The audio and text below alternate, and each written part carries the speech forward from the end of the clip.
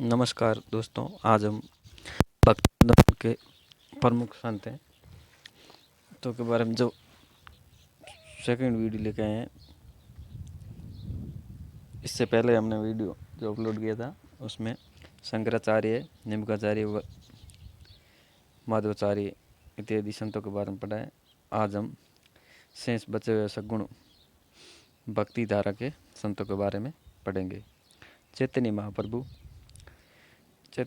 का जन्म 1486 ईस्वी में बंगाल में हुआ। इनका नाम जो मूल नाम है विशंबर था और बचपन का नाम निभाई था। चैतन्य महाप्रभु गुरु गंगादास थे और गुरु गंगादास से इन्होंने 15 वर्ष की आयु में दीक्षा ली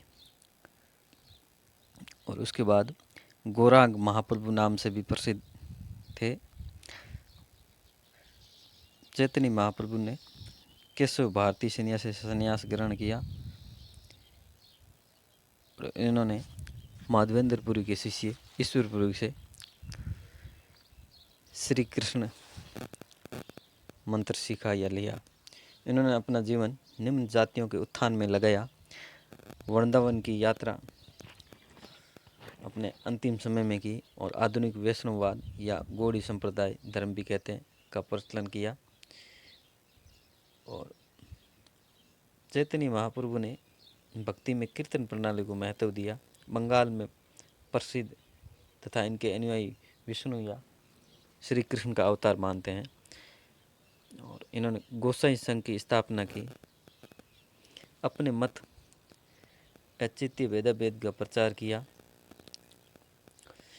इनका जीवन परिचय यानी चैतन्य महाप्रभु का जो जीवन परिचय के बारे में कवि राज कृष्णदास कृत चैतन्य चरित्र में मिलता है। और जाति प्रथा का विरोध और निम्न वर्ग व मुस्लिम वर्ग के भी इनके शिष्य थे। इनमें अद्वैत, नित्यानंद, हरिदास जो कि मुस्लिम थे शिष्य थे प्रमुख। और दूसरे संत आते हैं शंकर देव जो पूर्वोत्तर भारत में भक्ति आंदोलन का प्रसार किया। इनका जन्म 1449 में असम में हुआ और असम के महान धर्म सुधारक थे। इन्होंने एक शरण संप्रदाय की स्थापना की और मूर्ति पूजा के रूप में श्री कृष्ण की मूर्ति पूजा के विरोधी थे। इन्हें असम का चैतन्य कहा जाता है। और शंकर देव ने महापुरुषीय धर्म संप्रदान चलाया। कीर्तन कोश पुस्तक की रचना की।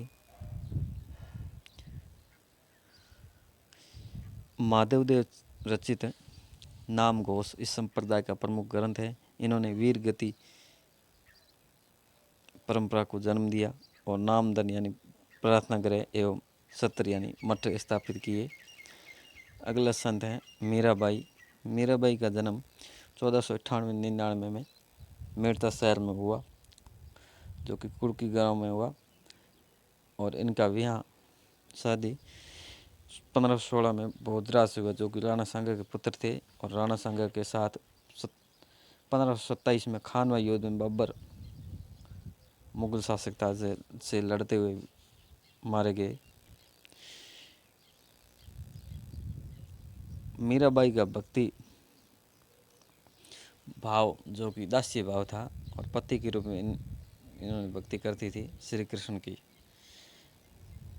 और इनका कहना था कि परमात्मा भक्ति से ही मिलता है। और इस विचारधारा के कारण मीराबाई की तुलना सूफी संत महिला रेबिया से की जाती है क्योंकि इनका विचार सूफियों के समान था। इन्होंने ब्रज भाषा, राजस्थानी भाषा में, गुजराती भाषा में सबसे ज़्यादा भक्ति गीतों की रचना की। और मीराबाई के गीतों को पदावली कहते हैं। राग गोविंद की टीका इनके द्वारा रचित की या लिखी। नरसिंह मायरा राग प्रणाली का सोठा इनके द्वारा रचित अन्य ग्रंथ है। मलुक चंद द्वारा मीराबाई के पदों, गीतों ने भजनों का संकलन किया गया। और इसी कड़ी में अगले संत है सूरदास। सूरदास का जन्म 1478 ईस्वी में आगरा में हुआ और सूरदास जी कृष्ण मार्ग की शाखा के प्रमुख संत माने जाते हैं। सूरदास जी ने राधा कृष्ण प्रेम को लोकप्रिय बनाया। इनके द्वारा सारावली, भ्रमर गीत, सूरसागर ब्रज भाषा में रचित हैं और इसमें श्री कृष्ण के बाल रूप का वर्णन किया गया है। और साहित्य लहरी, सूरदास जी वल्लभाचारी के शिष्य थे और सूरदास जी को पुष्टि मार्ग का जहाज कहा जाता है और सूरदास जी का समय है वो अकबर के समकालीन थे। नेक्स्ट भक्ति परंपरा में संत तुलसीदास जी। तुलसीदास जी एक भक्ति आंदोलन में महत्वपूर्ण संत है और इनका जन्म 1532 ईस्वी में, ये अकबर के समकालीन थे लेकिन अकबर के राज दरबार में नहीं थे, ना ही इनका कोई आईन अकबर में जिक्र मिलता है। सूरदास जी की पत्नी का नाम रत्नावली के द्वारा व्यंग्य या कटाक्ष के कारण धार्मिक सन्यासी का जीवन अपनाया और राम को ईश्वर का अवतार मानते हुए भक्ति पर विशेष बल दिया। और तुलसीदास जी के द्वारा शैव और वैष्णव दोनों में एकता या समन्वय स्थापित करने पर बल दिया गया, ये समन्वय स्थापित करने का प्रयास किया गया तुलसीदास के द्वारा। गोस्वामी तुलसीदास के द्वारा रामचरितमानस की रचना की जो कि अवधी भाषा में थी। इनके द्वारा कवितावली, विनय पत्रिका, गीतावली, दोहावली, पार्वती मंगल, रामलला नहछु, वैराग्य संदीपनी, भैरवे, रामायण तथा रामाज्ञा प्रसन्न अन्य कृतियाँ थी। और नरसिंहदास तुलसीदास जी के गुरु थे। और नेक्स्ट भक्ति आंदोलन के संत हैं नरसिंह मेहता। नरसिंह मेहता का जन्म 15वीं शताब्दी में हुआ। ये 15वीं शताब्दी के महत्वपूर्ण संत थे। इनके द्वारा सूरत संग्राम ग्रंथ लिखा गया। राधा कृष्ण प्रेम को केंद्र मानते हुए 1 लाख इनके द्वारा दोहों की रचना की गई।